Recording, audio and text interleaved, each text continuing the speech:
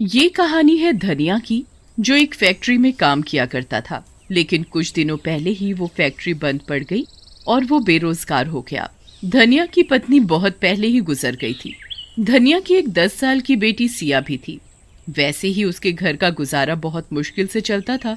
ऊपर से उसकी नौकरी भी चली गई तो घर चलाना और भी मुश्किल हो गया। नौकरी चले जाने की बात उसने सिया को नहीं बताई। रोज की तरह धनिया सुबह घर से निकलता नौकरी की तलाश में और शाम को नौकरी ना मिलने पर थका हारा वापस घर आ जाता। सिया, सिया, ओ सिया बेटी।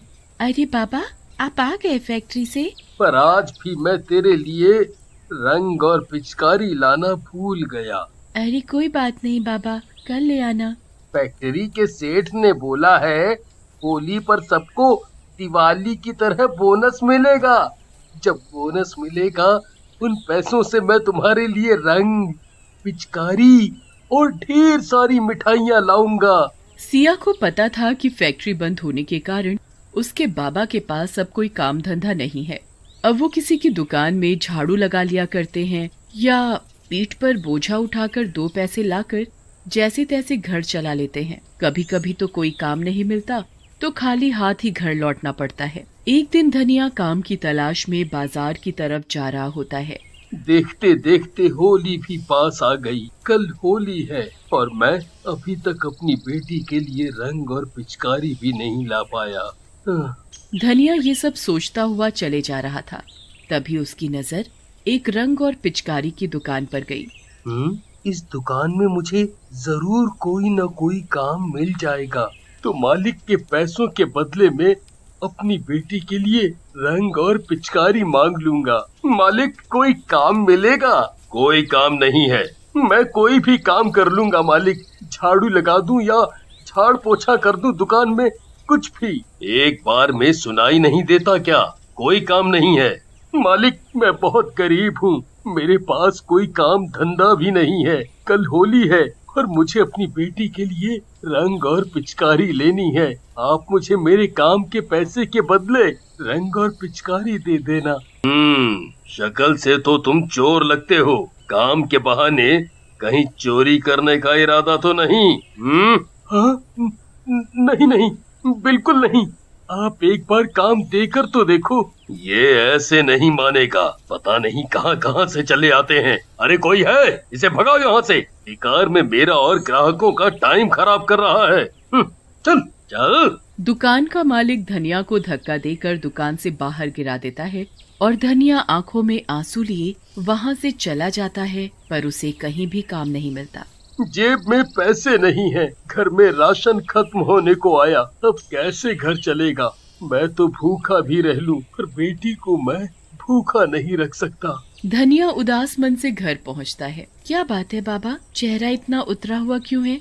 अरे कुछ नहीं बेटा, तबीयत कुछ ठीक नहीं है, मैं जाकर सो जाता हूँ। सिया को पता था कि उसके बाबा को कुछ नहीं हुआ है, वो बिल्कुल ठीक है। जब भी उन्हें कोई काम नहीं मिलता वो भूखे सो जाते ताकि राशन एक दिन और ज्यादा चल सके। कई बार उन्होंने ऐसा किया। वो खुद भूखे रह जाते पर सिया को कभी भूखा नहीं रहने देते। अगले दिन होली थी। धनिया चुपचाप सुबह सुबह अंधेरे ही घर से काम की तलाश में निकल पड़ता है, पर सिया उसे देख लेती है। उसके जाने के बाद सिया घर में बने मंदिर के पास जाती है और बहुत रोती है। माँ, मेरी तो अपनी माँ भी नहीं, पर तू तो पूरे जगत की माँ है, तो मेरी भी माँ हुई ना। एक बेटी झोली फैलाकर अपनी माँ के सामने भीख मांगती है कि मेरे बाबा को दुख मत दो, वो बहुत दुखी है। माँ, मैं तुझसे कोई धन दौलत नहीं मांगती, पर मेरे बाबा को कोई काम दिला दो जिससे वो 2 वक्त की रोटी खा सके। कल रात भी मेरे पापा बिना खाए सो गए। अगर उन्हें कुछ हो गया तो? माँ तो पहले ही चली गई इस दुनिया से, पर मेरे बाबा, मैं अपने बाबा को और दुखी नहीं देख सकती। माँ, मैं तेरे आगे हाथ जोड़कर खड़ी हूँ, विनती करती हूँ, मुझे कुछ नहीं चाहिए कभी भी, पर मेरे पापा को कोई काम दिला दे। उधर धनिया। आज होली है, हाथ बिल्कुल खाली है। हे ऊपर वाले, कुछ काम दिला दो। 2 पैसे हाथ में आए तो अपनी सिया बेटी के लिए मिठाई और रंग लेकर जाऊं। धनिया ये सब सोचते हुए उसी दुकान के आगे से गुजर रहा था जिस दुकान मालिक ने उसे धक्के देकर दुकान से बाहर फेंक दिया था। उसकी नजर फिर से दुकान में रखे रंग और पिचकारी पर जाती है। तभी दुकान का मालिक जल्दी जल्दी दुकान बंद करके कहीं जा रहा होता है। उसके हाथ में एक बैग भी था जो हड़बड़ी की वजह से वहीं दुकान के सामने गिर जाता है। धनिया उस बैग को उठाकर दुकान के मालिक को देने जाता है, पर उतने में दुकान का मालिक अपनी गाड़ी में बैठकर जा चुका होता है। धनिया बैग खोलकर देखता है। अरे बाप रे, इतने सारे पैसे! इन सारे पैसों से तो मेरी सभी समस्या हल हो सकती है। इन पैसों से मैं सिया के लिए ढेर सारे रंग और पिचकारी ले सकता हूँ। पर उसके मन में कई सवाल भी चल रहे थे। नहीं नहीं, ये ठीक नहीं होगा। पता नहीं किस काम के लिए उन्होंने ये पैसे अपने पास रखे हों। ये सोचकर धनिया उस दिशा में बैग लेकर भागा जिस दिशा में मालिक की गाड़ी गई थी। पर धनिया को तो दूर दूर तक मालिक की गाड़ी नहीं दिखी। वो वापस दुकान की तरफ गया और मालिक का वहीं इंतजार करने लगा, पर दुकान का मालिक तो वहाँ नहीं आया। फिर उसने आसपास की दुकानों से दुकान के मालिक के बारे में पता करने की कोशिश की, पर उसे कुछ पता नहीं चला। कुछ दूर जाने पर उसे दुकान के मालिक की गाड़ी दिखाई दी। अरे, ये तो दुकान के मालिक की गाड़ी है। चलो, मेरी मुसीबत तो दूर हुई। ये बैग उन्हें वापस करके बोझ हल्का करूं। वो ये सब सोच ही रहा होता है कि तभी उसकी नजर दुकान के मालिक पर पड़ती है। वो अस्पताल के सामने खड़े थे और उनके साथ एक औरत भी थी जो उसकी पत्नी थी पूजा। वो दोनों ही बहुत रो रहे थे। धनिया भागता हुआ उन दोनों के पास पहुंचा। मालिक, मालिक, आप इस बैग के लिए ही रो रहे हो ना? देखिए मालिक, आप मुझे चोर नहीं समझिएगा। मैंने ये बैग चोरी नहीं किया।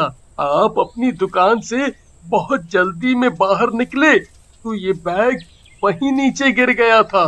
धनिया की बातें सुनकर और उसके हाथ में बैग देखकर दुकान का मालिक चौंक गया। हम इन पैसों के लिए नहीं रो रहे। हमारा एक ही बेटा है, उसका एक्सीडेंट हो गया है। उसे बहुत चोट आई है। वो जिंदगी और मौत से जूझ रहा है। डॉक्टर ने बोला है उसका खून बहुत बह गया है। खून की जरूरत है उसे, पर हम दोनों में से उसका ब्लड ग्रुप मैच नहीं हुआ। एक आदमी बड़ी मुश्किल से खून देने को राजी तो हुआ, पर बदले में उसने बहुत सारे रुपए मांगे। ये रुपए उसी को देने के लिए थे, पर अस्पताल पहुंचकर मैंने देखा कि रुपयों से भरा बैग जो मेरे हाथों में नहीं था, बिना पैसों के वो आदमी खून देने को तैयार नहीं हुआ और यहाँ से चला गया।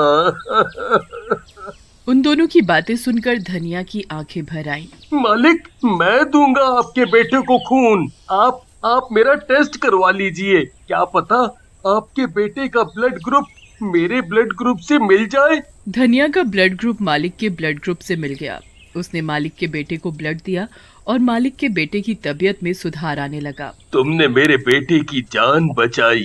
तुम्हारा एहसान मैं जिंदगी भर नहीं भूल सकता, ना ही इसकी कोई कीमत दे सकता हूँ। फिर भी इस बैग में जो भी रुपए हैं वो सब तुम्हारे हैं। ये आप क्या कह रहे हैं मालिक? जान बचाने वाला तो ऊपर वाला है, मैं नहीं। मुझे ये पैसे नहीं चाहिए। अगर मैं आपसे ये पैसे ले लूंगा तो ऊपर वाले को क्या मुंह दिखाऊंगा? मुझे माफ कर दो अपनी गलती के लिए। उस दिन मैंने तुम्हें क्या क्या नहीं बोला। मैंने ही तुम्हें अपनी दुकान से चोर बोलकर निकाल दिया था, वो भी धक्के देकर। मालिक, आप मुझे शर्मिंदा ना करें। धनिया वो बैग मालिक को दे देता है और फिर धनिया वहाँ से अपने घर की ओर चला जाता है। घर पहुंचकर देखता है कि सभी बच्चे बड़े होली खेल रहे हैं, नाच रहे हैं। जैसे ही वो घर पहुंचकर सिया को आवाज लगाता है, सिया बाहर आ जाती है। पर ये क्या? धनिया देखता है कि उसके हाथों में रंग की पिचकारी है। सिया मेरी बच्ची, ये रंग पिचकारी कहाँ से आई? कौन लाया? बाबा, आज मैं बहुत खुश हूँ। मेरी माता रानी ने मेरी सुन ली। आपको नौकरी मिल गई। नौकरी? तभी घर के अंदर से वही दुकान का मालिक और उसकी पत्नी बाहर आ जाते हैं। मालिक, आप यहाँ? ये पैसे का बैग, इसके तुम हकदार हो। ले लो ये, और मैं अपनी दुकान में तुम्हें नौकरी पर रखता हूँ धनिया।